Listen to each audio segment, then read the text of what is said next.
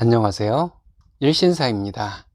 저희 채널에는 신박한 사연들이 많이 있으니 많은 분들의 구독 부탁드립니다. 이번 사연은 집안 행사에서 일은 안 하고 허세만 부리는 아주버님 부부에게 사사건건 사이다를 날리고 산다는 분의 사연인데요. 함께 보시겠습니다. 안녕하세요. 결혼 5년차 신랑과 함께 즐겁게 사는 부부입니다. 결혼 초반에 짜증나는 아주버님과 형님 때문에 시댁에 가는 것이 정말 싫었습니다. 안 보고 살면 속 편하긴 하겠지만 왕래를 끊지는 못했어요. 속상한 일도 많았지만 그것은 잠시일 뿐이었습니다. 왜냐면 내가 시댁에서 무슨 부당한 대우를 받지는 않는지 노심초사하는 신랑 때문에 금세 해결이 되었기 때문이에요. 저희 시댁은 명절을 제외하고 1년에 4번 제사가 있습니다. 저희 친정은 제사가 없어서 처음에는 제사에 대한 두려움과 설렘이 있었습니다. 시댁은 요즘 잘 없다는 12시에 제사를 지내는 집입니다.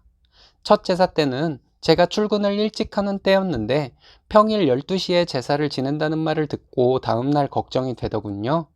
제사 당일 퇴근하자마자 시댁으로 갔습니다. 신랑은 저보다 조금 더 늦게 퇴근해서 시댁으로 왔습니다.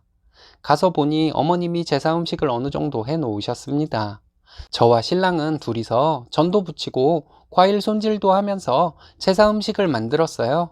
저와 신랑이 한참 일을 하고 있을 때 아주버님네 가족이 왔습니다. 형님은 전업이고 그때 형님네 아이가 2돌 같이 났을 때였어요.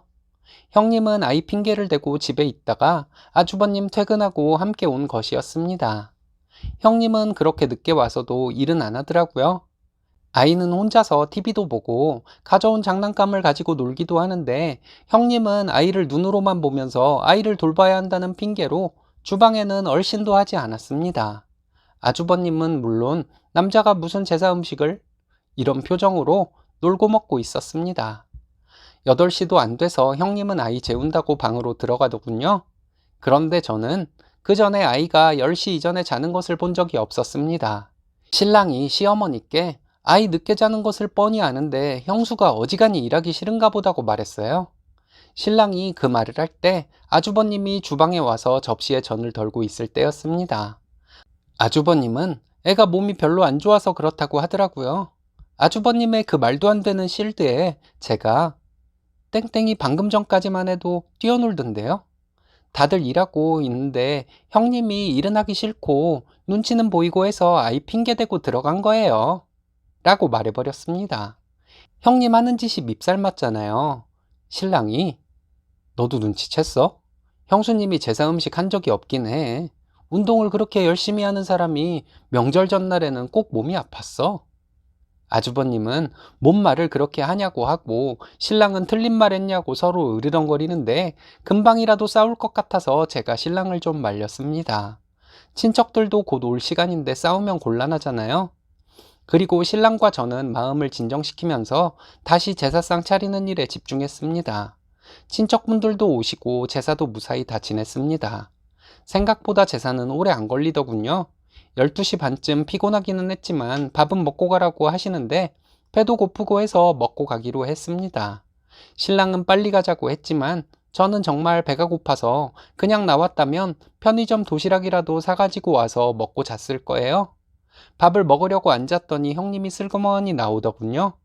형님은 벌써 다 끝났냐고 하면서 자기가 도와주러 나온 것인데 시간이 이렇게 된 줄 몰랐다고 말했습니다. 정말 재수없었어요. 밥상에 앉은 형님을 보며 참 생긴 것도 재수없다 생각하고 있었습니다. 신랑은 저보다 더 열받아 하는 것이 느껴졌지만 제가 허겁지겁 밥을 먹고 있으니 저한테 이것저것 반찬을 챙겨주기 바빴어요. 친척 어른들이 한마디씩 하셨지만 신랑은 요새는 이렇게 하는 것이 멋진 남자라고 했습니다. 작은 어머님이 맞다고 우리 애들도 저래야 한다고 하시면서 유일하게 저희 편을 들어주셨어요. 밥을 다 먹고 친척분들 모두 가셨더니 형님은 애가 깬 것 같다면서 잘 자고 있는 애를 재우러 들어가겠다고 하더라고요. 신랑이 형수님은 일은 하기 싫고 밥은 먹고 싶어서 나왔나 봐요 하더라고요. 저는 애소리 전혀 안 나는데요. 형님 또 거짓말 하시나 봐요. 아까도 잘 노는 애 몸 안 좋다고 거짓말 하시더니 라고 말했습니다.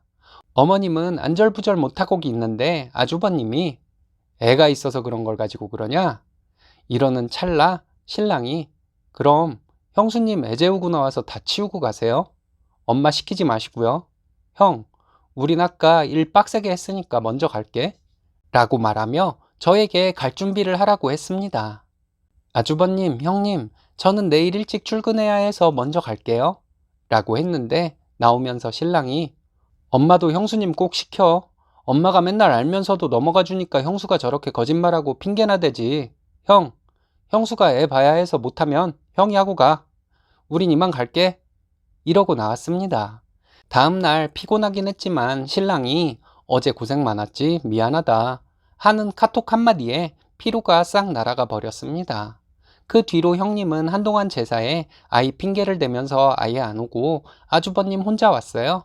신랑과 저는 형님이 없는 것이 더 편했습니다. 일은 안 하고 먹기만 하는 얄미운 사람이 없으니 마음이라도 편했거든요. 둘이 전부치면서 아주버님 들리게 은근히 형님 뒷담화도 좀 했어요. 어버이날 오랜만에 시댁에서 형님을 만났습니다. 그날 식사는 밖에서 하기로 해서 시댁에서 일을 한다거나 할 것은 없었어요. 식사를 하고 들어왔는데 아주버님과 형님은 본인들이 식대를 낸 것 가지고 본인들만한 효자가 없다며 장남 어쩌고 엄청 생색을 내더군요. 그리고 아주버님 사업이 너무 바빠서 시댁에 자주 못 온다고 무슨 대기업 회장이라도 됐냥 말하더라고요. 형님은 아주버님이 장남으로서 집안을 일으키기 위해 노력 중이라는 망발까지 서슴지 않더라고요. 어이가 없어서 제가 아주버님이 그렇게 바쁘신데 주말마다 아이랑 놀러 다니세요? 라고 말했더니 형님이 누가 그래? 이러면서 화를 내려고 하더군요. 형님 인스타에 올린 사진들이 말해주던데요? 하면서 형님을 보고 웃어주었습니다. 그리고 형님이 뭐라고 말하려고 하는데 저는 핸드폰으로 형님 인스타 사진들을 시어머니께 보여드렸습니다. 거기에는 아주버님네 가족 놀러 다니는 사진 말고도 형님이 친구들과 놀러 다니며 찍은 사진들도 있었거든요. 아버님 표정 확 굳어지시고 아주버님과 형님은 얼굴이 불그락푸르락 하는데 정말 가관이었어요. 신랑이 역시 거짓말도 머리가 나쁘면 안 돼. 이러더니 아주버님에게 식대 한번 낸 것으로 효자인 척 생색내고 싶었냐고 말하더니 효도 그거 별것 아니라고 우리처럼 부모님 댁 자주 찾아뵙는 것이 효도라고 말했습니다. 아주버님은 분위기가 그렇게까지 되었는데도 바빠서 그렇다고 누굴 만나고 어떤 거래처가 있고 하는 얘기를 하더군요. 아버님도 화가 나시는지 한마디 하셨습니다. 사업하느라 그렇게 바쁘면 금세 집도 사고 땅도 샀다는 소리 들리겠다고요. 아주버님이 흠칫하더군요. 신랑은 돈 잘 버는 형 덕 좀 보겠다고 신나서 말했더니 아주버님은 말을 얼버무리시더라고요. 이런 일이 있고 나서 아주버님과 형님은 시댁에 더 안 왔습니다. 1년에 두세 번 보는 정도예요. 시부모님이 마음이 약하셔서 아주버님과 형님이 제멋대로 행동하는 것도 있겠지만 제가 생각하기에는 아주버님 부부는 그냥 이기적인 것 같아요. 저는 신랑이 항상 제 편이고 저를 애지중지해주니 고마워서 시부모님 자주 찾아뵙고 잘 해드리려 노력하고 있습니다. 순수하신 시부모님도 너무 좋고요. 아이들 교육을 위해서라도 양가 어른들 자주 찾아뵈려고요. 부창부수 멋지십니다. 남편분은 진정한 효자이면서 애처가시고 쓰니님은 현모양처시네요. 두 분의 자녀들의 미래가 기대됩니다. 오늘의 사연은 여기까지입니다. 재밌으셨다면 좋아요, 구독 부탁드려요. 일신사는 여러분들의 사연으로 제작됩니다. 많은 사연 제보 바랍니다. 여러분들의 사연은 아래 메일 주소로 부탁드려요.